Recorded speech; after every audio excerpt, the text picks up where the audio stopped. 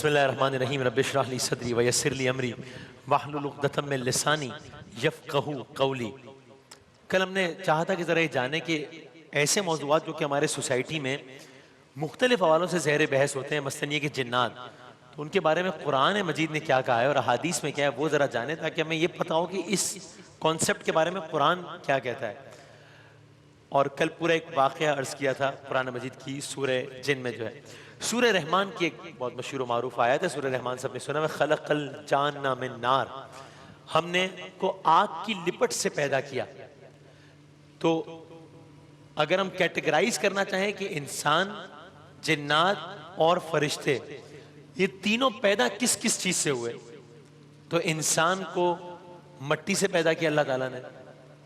جنات کو، اور شیطان بھی ایک جن تھا، جنات کو اللہ تعالیٰ نے آگ سے پیدا کیا، فرشتوں کو نور سے، روشنی سے پیدا کیا۔ اگر ان تینوں چیزوں کے اوریجن کی طرف جائیں تو سورہ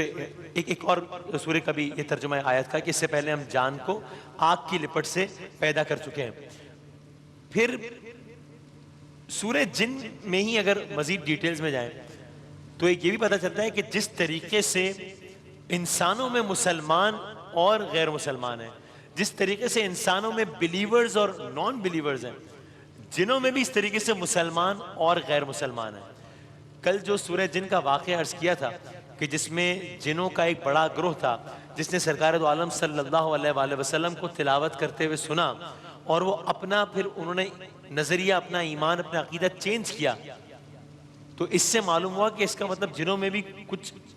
مسلمان جن بھی ہیں اور کچھ وہ جن بھی ان کی دوسری رہیں، یعنی کہ غیر مسلمان جن بھی ہیں۔ اسی طرح جنوں میں مرد بھی ہیں اور جنوں میں بھی خواتین ہیں، یعنی جس طرح انسانوں میں مرد اور عورت، اس طرح جنات میں بھی مذکر اور مؤنث ہوتے ہیں۔ نہ صرف یہ بلکہ ان کی بھی بنی آدم کی طرح نسل پھیلتی بھی جا رہی ہے، انسانوں کی طرح جنوں کی بھی۔ لیکن ایک فرق ہے، مثلا اگر بہت براڈلی کیٹیگرائز کریں، اگر انسانوں کو تین حصوں میں تقسیم کریں کہ اگر ہم کہیں تین قسم کے انسان ہیں، اب آریائی قسم کے جیسے ہم لوگ ہیں یا عرب ممالک وغیرہ میں ہیں، ایک سیاہ فام قسم کے انسان ہیں یعنی کہ افریقہ اور اس طرف کے، اور ایک تیسری نسل ہے مثلا چائنیز، جاپنیز وغیرہ، تو یہ الگ الگ قسم کے انسان ہیں، لیکن ان میں رنگ کا فرق ہوگا، چہرے کے نقوش کا فرق ہوگا، لیکن کوئی زمین اور آسمان کا قد کاٹ اور اس اعتبار سے کوئی زمین آسمان کا فرق نہیں ہوگا۔ جنات میں ایسا نہیں ہے۔ احادیث میں سرکار دو عالم صلی اللہ علیہ وآلہ وسلم کی احادیث کا مفہوم ہے کہ مختلف اقسام یا تین اقسام بتائیں جنات کی۔ ایک قسم ہے جو بہت ہی قوی ہیکل، طویل القامت، اتنی طویل القامت جیسے کھجور کے درختوں کی مانند، اتنی طویل القامت۔ ایک قسم ہے جو بہت چھوٹے قد کی ہے، اور حدیث کے مطابق بعض جنات ایسے ہیں جو ہوا میں اڑتے رہتے ہیں ہر وقت۔ اور یہ جو جنات ہوا میں اڑتے ہیں، ان کے اڑنے کا ایک ثبوت ایک صحابی کی حدیث میں ہے کہ انہوں نے کہا کہ میں نے سرکار دو عالم صلی اللہ علیہ وآلہ وسلم کے سامنے، یعنی جو جنات ہوا میں اڑتے ہیں اس کا ثبوت، کہ وہ صحابی کہتے ہیں میں نے سرکار کے سامنے جنات کو آسمان سے زمین پر ایسے اترتے دیکھا جیسے گدھ اور چیلیں زمین پر اترتی ہیں، یعنی کہ باقاعدہ لینڈ کرتی ہیں، اس انداز سے میں نے دیکھا۔ پھر اس کے بعد یہ کہ نہ صرف شیطان کی نسل یعنی کہ ذریت ہے، بلکہ وہ آپس میں جس طرح ہمارے یہاں رشتہ داریاں ہوتی ہیں تو ان میں اس انداز کی رشتہ داریاں بھی ہیں۔ اس لیے کہ سرکار دو عالم صلی اللہ علیہ وآلہ وسلم کے پاس جو 15 جنات کا ایک وفد ملنے آیا تھا، تو ان کے بارے میں بتایا گیا کہ وہ آپس میں چچا اور پھوپھی ذات ہے، تو وہ رشتہ داریوں کا معاملہ بھی ان میں ہوتا ہے جس طریقے سے ہمارا ہوتا ہے۔ ان کا جائے قیام کیا ہوتا ہے، علاقہ کیا ہوتا ہے، اور پھر آگے سورہ جن کی ایک آیت کا مفہوم ہے جو کہ مطلب میرے لیے ایک سرپرائز تھا، میں نے اس سے کچھ سیکھا بھی۔ جائے قیام، علاقہ، ایک حدیث میں آتا ہے سرکار دو عالم صلی اللہ علیہ وآلہ وسلم نے فرمایا کہ ابلیس اپنا تخت پانی پر بچھاتا ہے، تو یعنی عین ممکن ہے کہ جو جائے قیام میں جو علاقہ ان میں یعنی سمندر یا پانی، کہا ابلیس اپنا تخت پانی پر بچھاتا ہے اور وہاں پر اپنے تمام تر چیلوں کو بلاتا ہے، گویا سب سے دن بھر کی رپورٹ طلب کر رہا ہوگا کس نے کیا، یعنی یہ شیطانوں کا تو یہ ایک اجلاس ہے، اعلیٰ سطح اجلاس، وہ اس طرف ہوتا ہے۔ بلکہ اس میں ایک واقعہ بھی اس ضمن میں عرض کیا کہ شیطان اپنا تخت بچھاتا ہے، چونکہ شیطان بھی ایک جن ہے، اور تمام تر چیلوں کو بلاتا ہے. اب تخت لگا ہوا ہے، سارے چیلے بیٹھے ہیں، وہ سب سے پوچھ رہا ہے کہ بتاؤ تم نے کیا کیا انسانوں کو گمراہ کرنے کے لیے، بتاؤ تم نے کیا کیا گمراہ کرنے کے لیے، بتاؤ تم نے کیا کیا گمراہ کرنے کے لیے. تو اس میں سے ایک کھڑا ہوتا ہے اور کہتا ہے کہ وہ اپنے طور پر یہ سمجھ رہا ہوتا ہے کہ اس نے بہت بڑا کام کیا ہے کہ میں نے فلاں شخص کی جو ہے وہ نماز قضا کروا دی، اس نے نماز چھوڑ دی، میں نے اس کو بہکا دیا. وہ تو اپنے طور پہ سمجھ رہا ہوتا ہے کہ اس نے بہت بڑا کام کیا. ابلیس کہتا ہے کہ اچھا ٹھیک صحیح، چلو بیٹھ جاؤ. دوسرا شخص کھڑا ہوتا ہے، وہ کسی اور چیز کے بارے میں کہتا ہے، مثال کے طور پہ روزوں کے بارے میں. ارے ایک روزے دار تھا، میں نے اس کے دل میں ایسا وسوسہ، ایسی بات، ایسا توبہ سب ڈال دیا کہ میں نے اس کا روزہ چھڑوا دیا. وہ اپنے طور پہ سمجھ رہا ہوتا ہے کہ مجھے بڑی داد ملے گی، اتنا بڑا کام کر دیا. تو لیکن یہ کہتا ہے کہ ٹھیک ہے صحیح بیٹھ جاؤ اوکے. ایک اور شخص کھڑا ہوتا ہے، مثال کے طور پہ وہ حج کے بارے میں، ایک اور بڑے بڑے رکن کے بارے میں کہ میں نے یہ کروا دیا. وہ کہتا ہے اچھا ٹھیک ہے. اس طریقے سے باری باری یہ سارے چیلے اپنے اپنے کارنامے بتاتے جاتے ہیں. ہر چیلے کو بڑا یقین ہوتا ہے کہ میں نے بہت بڑا کام کیا. اس کو اس انداز کی داد نہیں ملتی کہ جیسے کہ اس کو توقع ہوتی ہے. نماز چھڑوا دی، روزہ چھڑوا دیا، داد نہیں مل رہی. تو ایک چیلا بہت ہی مایوسی کے عالم میں اور بہت ہی اس انداز میں بیٹھا ہوتا ہے. تو یہ ابلیس اس سے پوچھتا ہے کہ تم بتاؤ تم نے کیا کیا آج. تو بڑی مایوسی کے عالم میں وہ کھڑا ہوتا ہے اور وہ کہتا ہے کہ بھائی یہاں لوگوں نے اتنے بڑے بڑے کام کیے ہیں، کسی نے نماز چھڑوا دی، کسی نے روزہ چھڑوا دیا، کسی نے کسی کا حج خراب کروا دیا، کسی نے کیا کروا دیا. آپ کو ان کی چیزیں متاثر نہیں کر پا رہی،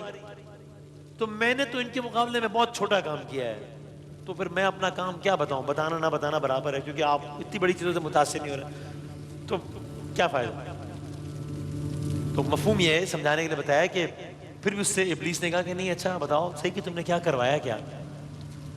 تو کہتا ہے کہ نہیں میں نے کوئی خاص تو نہیں کروایا،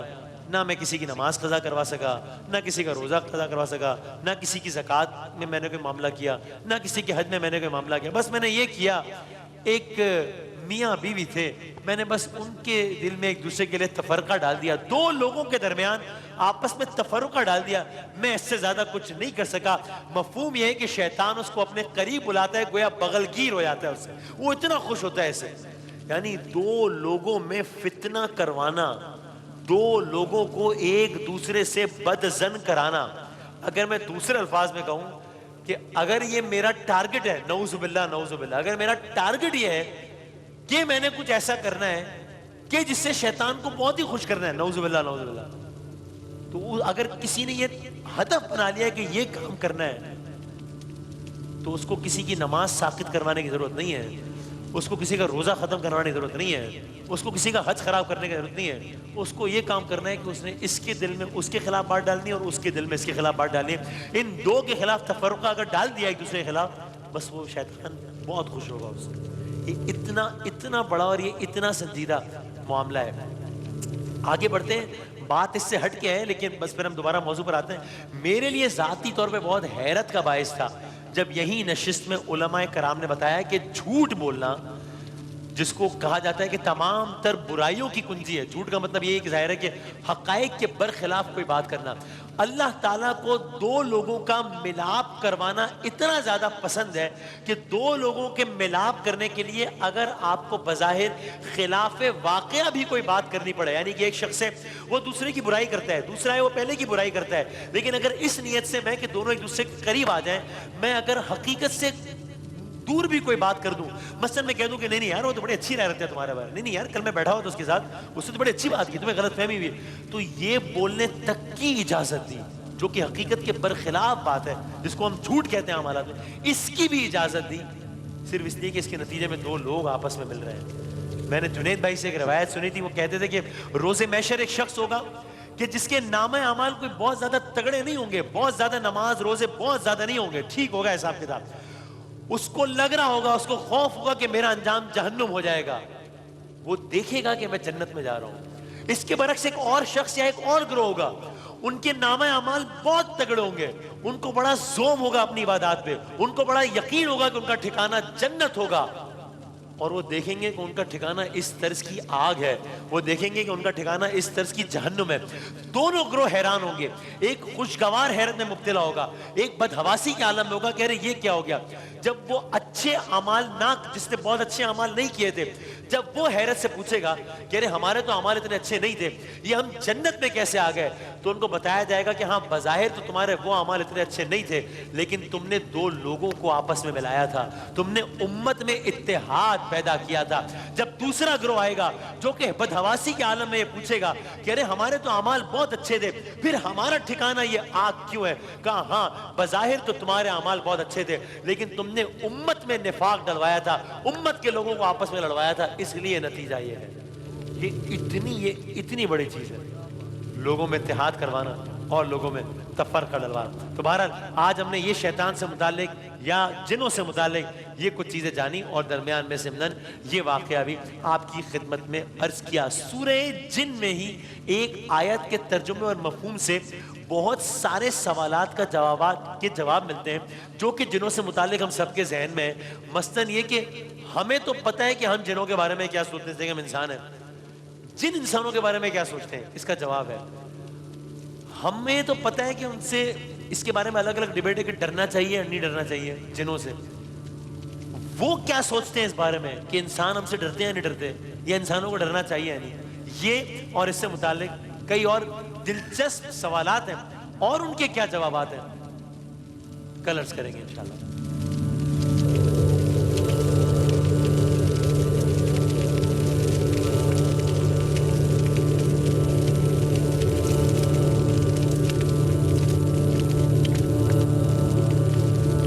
رحمتوں اور برکتوں کے اس مہینے میں بانٹیے خوشیاں اپنوں کے ساتھ. سہولت بازار لایا رمضان اسپیشل ڈیلز, افطار واؤچرز اور بے شمار گفٹس.